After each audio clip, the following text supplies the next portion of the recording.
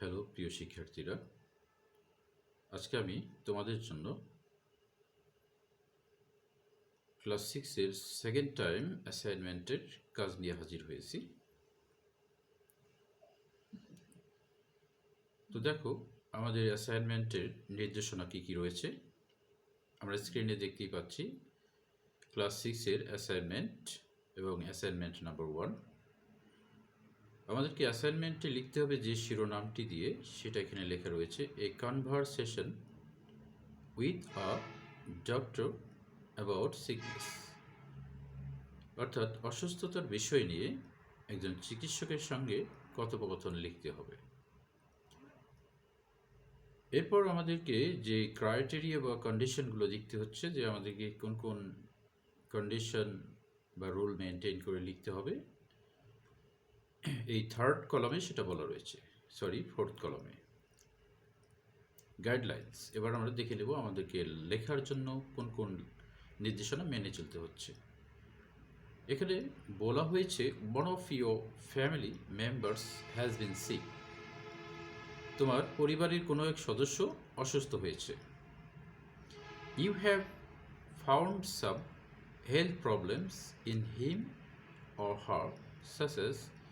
তুমি তার মধ্যে কিছু স্বাস্থ্য সমস্যা দেখতে পেয়েছো বা খুঁজে পেয়েছো, যেমনটি ফিভার, জ্বর, হেডেক, মাথা ব্যথা, বডি পেইন, শরীর ব্যথা, কফ, কাশি। Now write a conversation with a doctor. এখন একজন চিকিৎসকের সঙ্গে একটি ডায়ালগ বা কথোপকথন লিখো। Your conversation should include the following points. তোমার কথোপকথনের মধ্যে নিচের পয়েন্টগুলো থাকা উচিত বা থাকতে হবে। তো আমাদের এই পয়েন্টগুলো কী কী, যেগুলো আমাদেরকে আসলে মেনটেন করে লিখতে হবে, সেই পয়েন্টগুলো কথা বলা হচ্ছে এখানে। Number 1, questions and answer. তাহলে এই ডায়ালগটিতে থাকতে হচ্ছে প্রশ্ন এবং উত্তর। অ্যান্ড দেন নাম্বার 2 অথবা নাম্বার 2 বলা হচ্ছে হেলথ প্রবলেমস, স্বাস্থ্যগত সমস্যা নিয়ে কথা বলতে হবে। হেলথ অ্যান্ড হাইজেন্স, স্বাস্থ্য ও স্বাস্থ্যবিধি নিয়ে কথা বলতে হবে। তারপরে এই নাম্বার 2 এর আরেকটি কথা বলা হচ্ছে, সেটা হচ্ছে রেমেডিস, অর্থাৎ প্রতিকার সম্পর্কে কথা বলতে হবে বা লিখতে হবে। এবার থার্ড পয়েন্টে বলা হচ্ছে WH and yes no questions. তাহলে আমাদেরকে কোশ্চেনের ধরন মেনটেন করতে হবে, WH এবং ইয়েস নো, দুই ধরনের কোশ্চেন। নাম্বার 4, পয়েন্ট নাম্বার 4-এ যা বলা হচ্ছে, প্রপার পাংচুয়েশনস, সঠিক বিরাম চিহ্নের ব্যবহার। এছাড়াও আমাদেরকে কিছু নির্দেশনা বা নোট দেওয়া হয়েছে, যেখানে বলা হয়েছে, your conversation must contain 5 questions. তোমার কথোপকথনে অবশ্যই 5টি প্রশ্ন থাকতেই হবে, 5টি প্রশ্ন। অ্যান্ড দেয়ার আনসার্স আর 10 এক্সচেঞ্জেস অফ সেন্টেন্সেস।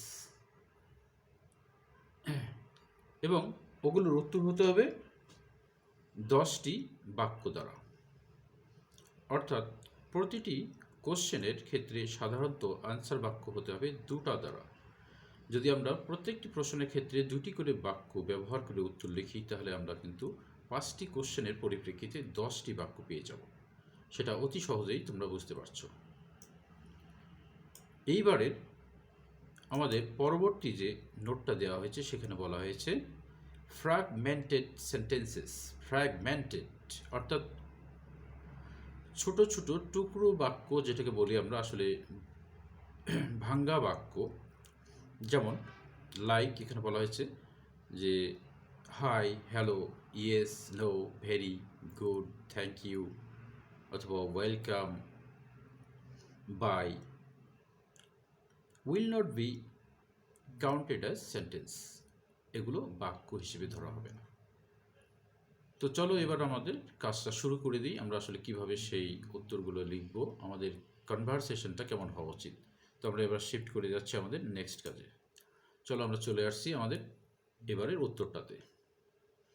দেখো, এখানে আমি পূর্বে থেকে লিখে রেখেছি class 6 second assignment, subject English.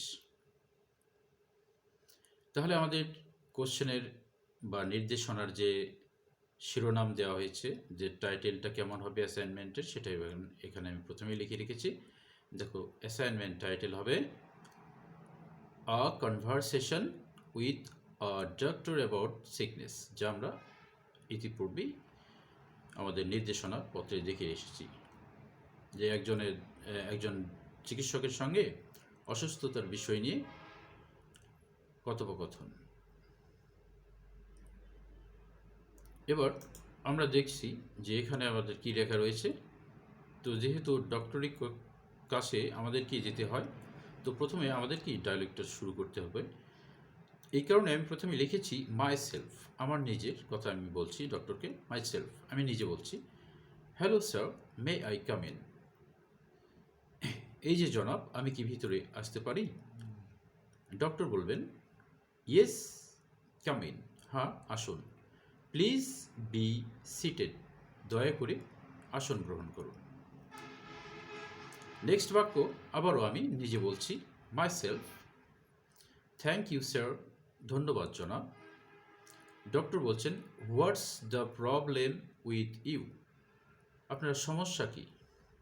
My self, এবার আমি নিজে বলছি, অ্যাকচুয়ালি আই এম ওকে, আসলে আমি ঠিক আছি। But the problem is with my father, কিন্তু সমস্যাটি হচ্ছে আমার বাবার।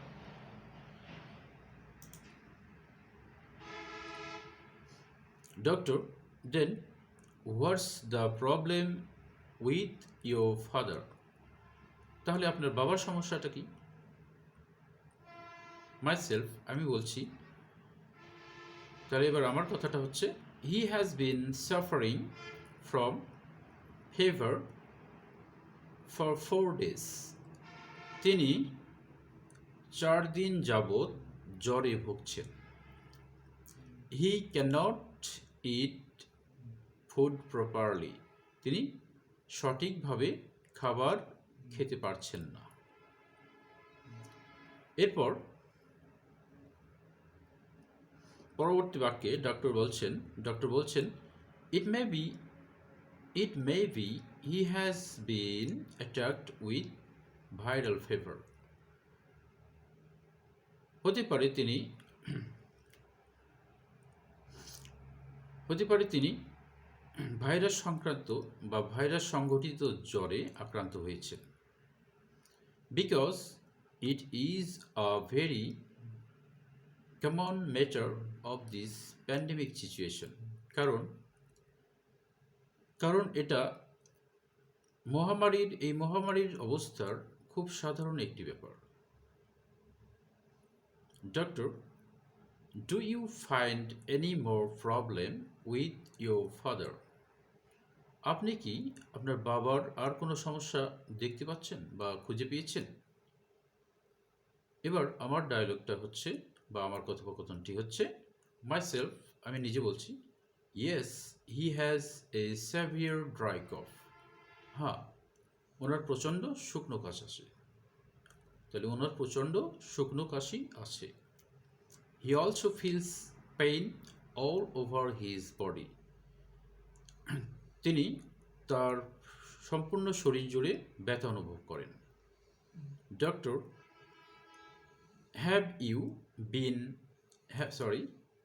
ডক্টর বলছেন, have you given him any medicine, আপনি কি তাকে কোনো ঔষধ দিয়েছেন? আপনি কি তাকে কোনো ঔষধ দিয়েছেন? মাই সেলফ, আমি নিজে বলছি, নো, না, he has not been given any medicine, তাকে কোনো ঔষধ দেয়া হয়নি। অ্যাগেন, আবার, we did not take him to any physician, আবারও আমরা তাকে কোনো চিকিৎসকের নিকটে নিয়ে যাইনি। এবার ডক্টর বলছেন, doctor, does your father feel any respiratory problem, আপনার বাবা কি কোনো শ্বাসকষ্টজনিত সমস্যা অনুভব করেন বা সমস্যা ফেস করে থাকেন, সম্মুখীন হয়ে থাকেন? myself. আমি নিজে এবার উত্তর দিচ্ছি। No, he feels normal in this case. না, তিনি এক্ষেত্রে স্বাভাবিক অনুভব করেন। না, তিনি এক্ষেত্রে স্বাভাবিক অনুভব করেন, অর্থাৎ তিনি এক্ষেত্রে ঠিক আছেন। But he has a bad headache, কিন্তু ওনার প্রচণ্ড মাথা ব্যথা আছে, কিন্তু ওনার প্রচণ্ড মাথা ব্যথা আছে কিংবা হয়। ডক্টর বলছেন, ওকে, ঠিক আছে, নো সিরিয়াস প্রবলেম, কোনো মারাত্মক সমস্যা নেই। It may be a sinus problem, হতে পারে এটা ঠান্ডাজনিত সমস্যা। I am suggesting some medicine, আমি কিছু ঔষধের পরামর্শ দিচ্ছি। অ্যান্ড হোপ, এবং আশা করি, that he will recover very soon, এবং আশা করি যে তিনি খুব শীঘ্রই সেরে উঠবেন। মাইসেলফ, আমি এবার নিজে বলছি, thank you very much sir, জনাব আপনাকে খুব ধন্যবাদ, জনাব আপনাকে অনেক ধন্যবাদ। ডক্টর বলছেন, ইউ আর ওয়েলকাম, তোমাকে স্বাগত। তো তোমরা বুঝতে পারছো ডায়ালগটি সম্পূর্ণ নমুনাপত্রের সবগুলো কন্ডিশন, সবগুলো আসলে আমরা যেটা বলি শর্ত মেনেই এটা লেখা হয়েছে। এটা একটা পারফেক্ট ডায়ালগ। তো এটা তোমরা ফলো করে খাতায় লিখলে অবশ্যই এক্সপেক্টেড মার্ক পাবে। ডায়ালগটি যদি তোমাদের উপকারে এসে থাকে এবং এটা ভালো লেগে থাকে, অবশ্যই আমার চ্যানেলটি সাবস্ক্রাইব করবে, বেল আইকনটি বাজিয়ে দিবে এবং অল নোটিফিকেশন অন করে রাখবে। সে সঙ্গে অবশ্যই একটি লাইক দেবে এবং নেক্সট কোনো ভিডিও প্রয়োজন হলে অবশ্যই আমাকে কমেন্টে জানিয়ে দেবে। ধন্যবাদ সবাইকে। তার পূর্বে আবারও আমি একবার শব্দগুলোর অর্থ বলে যাচ্ছি, যেগুলো হয়তো তোমাদের ক্ষেত্রে উচ্চারণগত প্রবলেম করতে পারে বা যেগুলোর অর্থ তোমাদের জানার প্রয়োজন হতে পারে। বি সিটেড, আসন গ্রহণ করুন।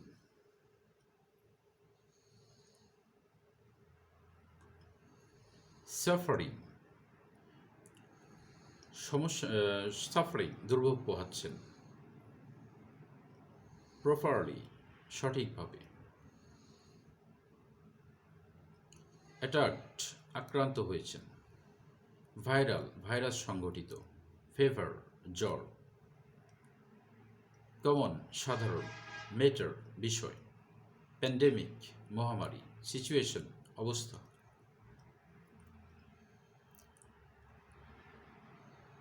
সেভিয়ার, প্রচণ্ড। ড্রাই, শুষ্ক। কফ, কাশি। ফিলস, অনুভব করেন বা অনুভব করা। পেইন, ব্যথা। মেডিসিন, ঔষধ।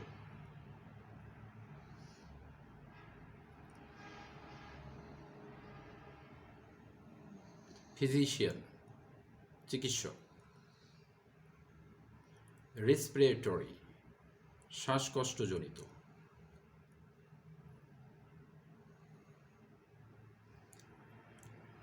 নর্মাল, স্বাভাবিক। কেস, ক্ষেত্র বা অবস্থা। ব্যাড, প্রচণ্ড। হেডেক, মাথা ব্যথা। সিরিয়াস, মারাত্মক। সাইনাস, কাশিজনিত, সর্দিজনিত, ঠান্ডাজনিত। সাজেস্টিং, পরামর্শ দিচ্ছি। হোপ, প্রত্যাশা করি, আশা করি। রিকভার, সেরে ওঠা। ভেরি সুন, খুব তাড়াতাড়ি। তো ধন্যবাদ, সবাই ভালো থাকবে। আল্লাহ হাফিজ।